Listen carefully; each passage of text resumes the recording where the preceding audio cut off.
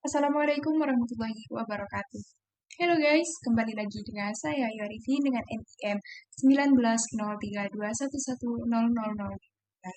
Baik, pada kesempatan kali ini saya akan menjelaskan mengenai analisis tata niaga produk agribisnis komoditas hortikultura pisang di Pasar Baru Kamal, Kabupaten Bakalan.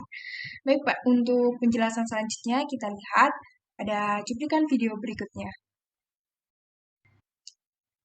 Baik, pada kali ini ada data responden yang sudah saya wawancarai di Pasar Baru Kamal. Tentunya, yaitu responden yang pertama adalah Ibu Haja Harfah dengan usia 70 tahun sebagai pedagang pengepul. Kemudian ada Ibu Hamia dengan usia 58 tahun sebagai pedagang pengepul. Kemudian adanya Harfah dengan usia 65 tahun sebagai pedagang pengecer.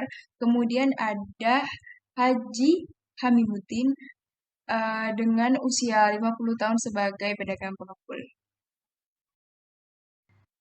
Kali ini ada pendekatan tata niaga produk agribisnis. Yang pertama yaitu mengenai perbedaan tata niaga produk agribisnis dengan non-agribisnis. Uh, Tata niaga produk agribisnis ini merupakan produk hasil kegiatan pertanian, sedangkan produk non-agribisnis merupakan produk yang bukan hasil dari kegiatan pertanian. Sedangkan keduanya memiliki perbedaan dari sisi waktu penyimpanan beserta pemasarannya, yang mana pada produk agribisnis ini memiliki waktu penyimpanan yang lebih singkat dengan pemasaran yang bersifat konsentrasi distribusi. Sedangkan pada produk non-agribisnis memiliki waktu penyimpanan yang lebih lama dengan pemasaran yang bersifat distributif. Baik, kemudian ada pendekatan tata niaga produk agribisnis yang selanjutnya, yaitu yang pertama ada commodity approach atau pendekatan komoditas, yang mana pisang merupakan salah satu komoditas hortikultura yang banyak sekali diminati di rumah tangga, yang mana tak jarang juga sering kita jumpai bahwa pisang ini seringkali dijadikan sebagai makanan penyaji utama 45% dari buah-buahan lainnya. Dengan dengan waktu penyimpanan yang singkat, pisang dapat dibeli sesuai dengan kebutuhan yang diperlukan konsumen. Karena pada pemasarannya, pisang dipasarkan dalam usia yang berbeda-beda, sehingga hal ini dapat mempermudah konsumen dalam melakukan penyimpanan.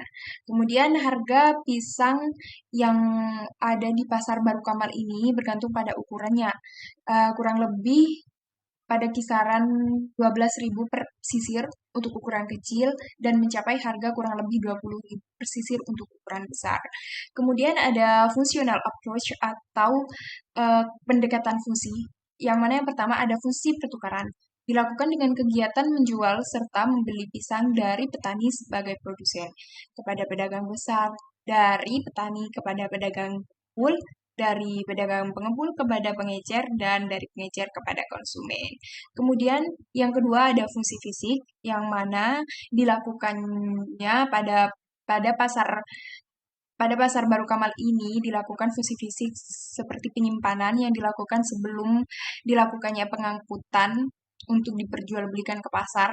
Kemudian yang selanjutnya ada pengangkutan untuk memindahkan produk dari konsumen satu ke konsumen yang lainnya. Kemudian yang ketiga ada fungsi fasilitas, yaitu infrastruktur yang mana ini dilakukan untuk mempermudah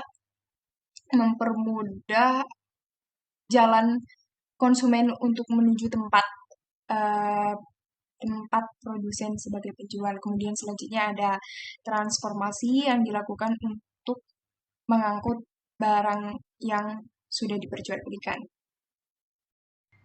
Baik, dapat kita lihat dari tabel yang ada di atas, yaitu tabel market share. Berdasarkan hasil perhitungan market share pada tabel di atas, dapat disimpulkan bahwa struktur pasar komoditas pisang yang ada di Pasar Baru Kamal ini adalah pasar oligopoli longgar, karena 4 perusahaan terkemuka memiliki pangsa pasar 40% kurang dari sama dengan 60% dari pangsa pasar. Kemudian analisis struktur pasar yang selanjutnya yaitu melalui pendekatan JR4. Dapat kita lihat dari tabel di atas, yaitu berdasarkan hasil analisis struktur pasar dengan pendekatan JR4 dapat disimpulkan bahwa Struktur pasar bersifat monopoli atau monopsoni karena nilai JR4 lebih dari 0,8 dengan hasil perhitungan sebesar 1,0. Yang selanjutnya ada market conduct atau analisis perilaku pasar. Pada analisis perilaku pasar ini diketahui saluran pemasaran pada komoditas pisang yang ada di Pasar Baru Kamal ini dengan beberapa lembaga pemasaran. Berikut yaitu jenis-jenis saluran pemasaran pisang yang terdapat di Pasar Baru Kamal, yaitu saluran yang pertama ada petani kepada pengepul, kemudian pengepul kepada pengecer, kemudian selanjutnya yang terakhir kepada konsumen. Saluran pemasaran yang kedua ada petani kepada pengepul, kemudian selanjutnya langsung kepada konsumen. Saluran yang ketiga yaitu dari petani kepada pengecer, kemudian langsung kepada konsumen.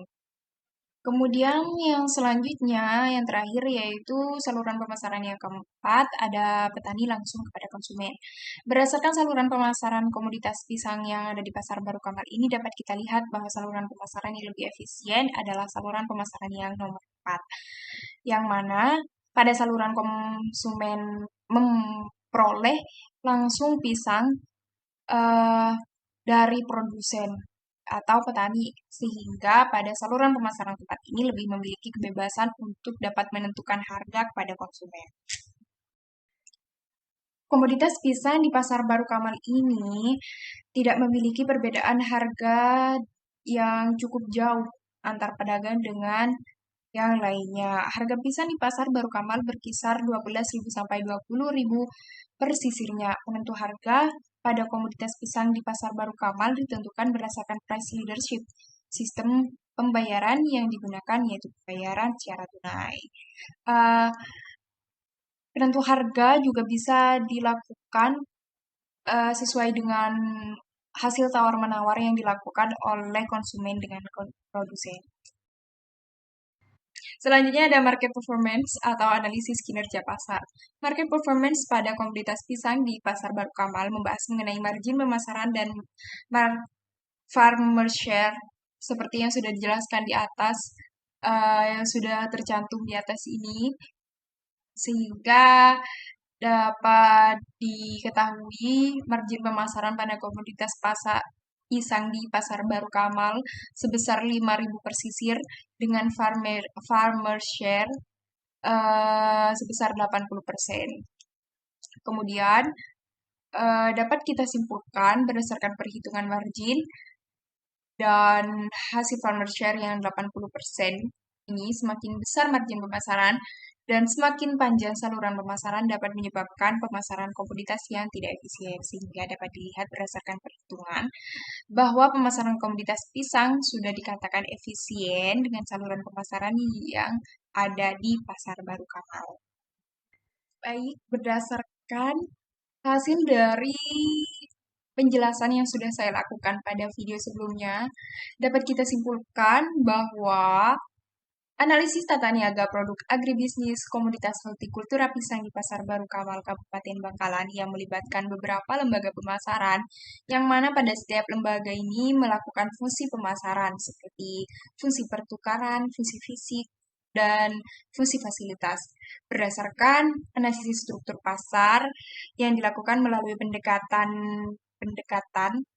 beberapa pendekatan yang dilakukan berdasarkan yaitu yang pertama pendekatan market share, dan dapat diketahui bahwa struktur pasar di Pasar Kamal ini adalah pasar oligopoli longgar, dan berdasarkan perhitungan JR4 diketahui bahwa struktur pasar bersifat monopoli atau monopsoni karena nilai JR4 lebih dari 0,8 dengan hasil perhitungan sebesar 1,00.